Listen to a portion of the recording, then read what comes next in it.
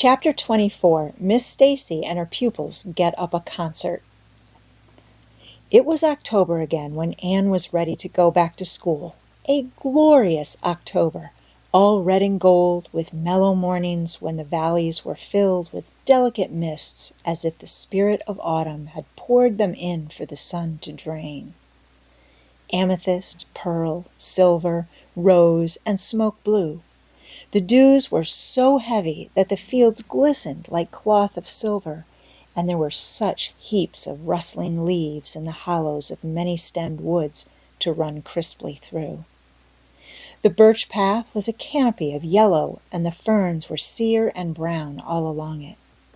There was a tang in the very air that inspired the hearts of small maidens, tripping, unlike snails, swiftly and willingly to school.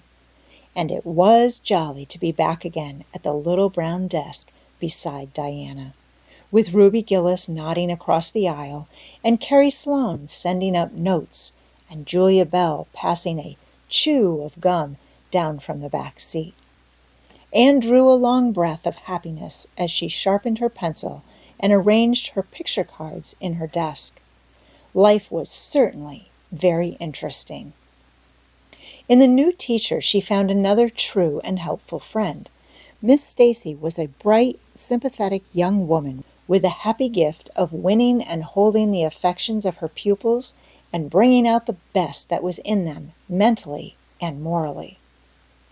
Anne expanded like a flower under this wholesome influence and carried home to the admiring Mathew and the critical Marilla glowing accounts of schoolwork and aims.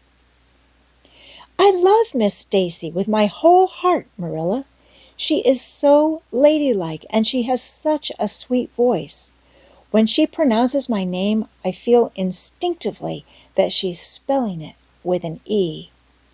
We had recitations this afternoon. I just wish you could have been there to hear me recite Mary, Queen of Scots. I just put my whole soul into it. Ruby Gillis told me coming home that the way I said the line, 'Now for my father's arm,' she said, 'My woman's heart, farewell,' just made her blood run cold." "Well, now, you might recite it for me some of these days, out in the barn," suggested Mathew. "Of course I will," said Anne meditatively. "But I won't be able to do it so well, I know. It won't be so exciting as it is when you have a whole schoolful before you hanging breathlessly on your words. I know I won't be able to make your blood run cold."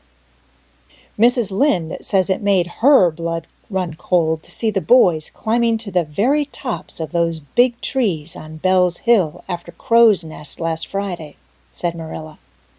"I wonder at Miss Stacy for encouraging it." "But we wanted a crow's nest for nature study," explained Anne. "That was on our field afternoon. Field afternoons are splendid, Marilla, and Miss Stacy explains everything so beautifully.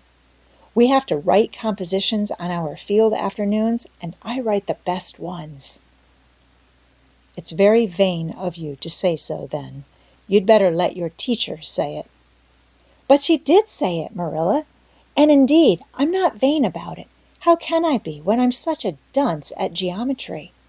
Although I'm really beginning to see through it a little, too.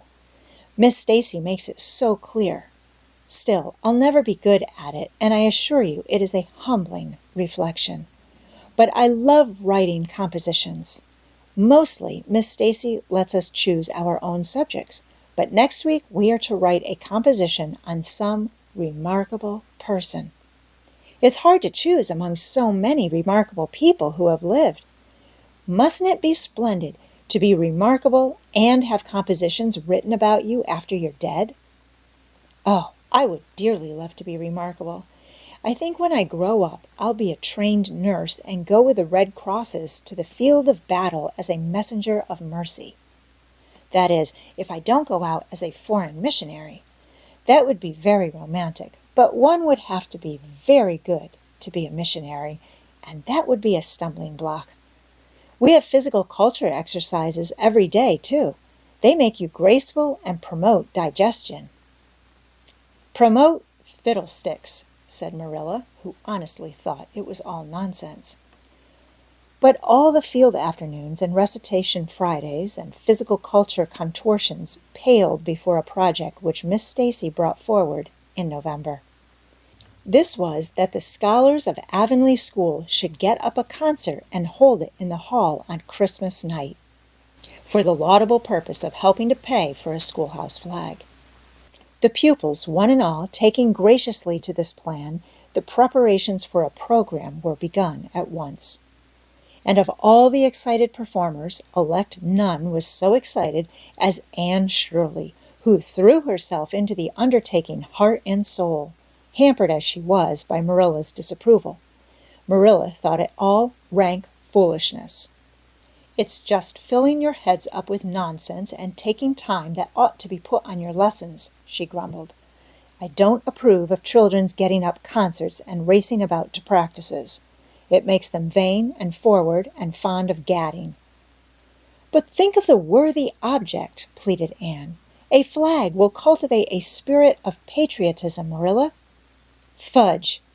There's precious little patriotism in the thoughts of any of you. All you want is a good time." "Well, when you can combine patriotism and fun, isn't it all right? Of course it's real nice to be getting up a concert. We're going to have 6 choruses, and Diana is to sing a solo. I'm in 2 dialogues, the Society for the Suppression of Gossip and the Fairy Queen. The boys are going to have a dialogue too, and I'm to have 2 recitations, Marilla. I just tremble when I think of it, but it's a nice thrilly kind of tremble. And we're to have a tableau at the last, Faith, Hope, and Charity. Diana and Ruby and I are to be in it, all draped in white with flowing hair. I'm to be Hope with my hands clasped so, and my eyes uplifted. I'm going to practice my recitations in the garret. Don't be alarmed if you hear me groaning. I have to groan heart-rendingly in one of them, and it's really hard to get up a good artistic groan, Marilla. Josie Pye is sulky because she didn't get the part she wanted in the dialogue. She wanted to be the Fairy Queen. That would have been ridiculous, for who ever heard of a Fairy Queen as fat as Josie? Fairy Queens must be slender. Jane Andrews is to be the queen, and I am to be one of her maids of honor. Josie says she thinks a red-haired fairy is just as ridiculous as a fat one, but I do not let myself mind what Josie says. I'm to have a wreath of white roses on my hair, and Ruby Gillis is going to lend me her slippers because I haven't any of my own. It's necessary for fairies to have slippers, you know. You couldn't imagine a fairy wearing boots, could you? Especially with copper toes? We are going to decorate the hall with creeping spruce and fir mottos with pink tissue paper roses in them, and we are all to march in 2 by 2 after the audience is seated, while Emma White plays a march on the organ. Oh, Marilla, I know you are not so enthusiastic about it as I am, but don't you hope your little Anne will distinguish herself? All I hope is that you'll behave yourself. I'll be heartily glad when all this fuss is over and you'll be able to settle down. You are simply good for nothing just now with your head stuffed full of dialogues and groans and tableaus. As for your tongue, it's a marvel it's not clean worn out." Anne sighed and betook herself to the backyard, over which a young new moon was shining through the leafless poplar boughs from an apple-green western sky, and where Matthew was splitting wood. Anne perched herself on a block and talked the concert over with him, sure of an appreciative and sympathetic listener in this instance, at least. "Well, now, I reckon it's going to be a pretty good concert, and I expect you'll do your part fine," he said, smiling down into her eager, vivacious little face. Anne smiled back at him. Those two were the best of friends, and Matthew thanked his stars many a time and oft that he had nothing to do with bringing her up. That was Marilla's exclusive duty. If it had been his, he would have been worried over frequent conflicts between inclination and said duty. As it was, he was free to spoil Anne, Marilla's phrasing as much as he liked. But it was not such a bad arrangement, after all. A little appreciation sometimes does quite as much good as all the conscientious bringing up in the world.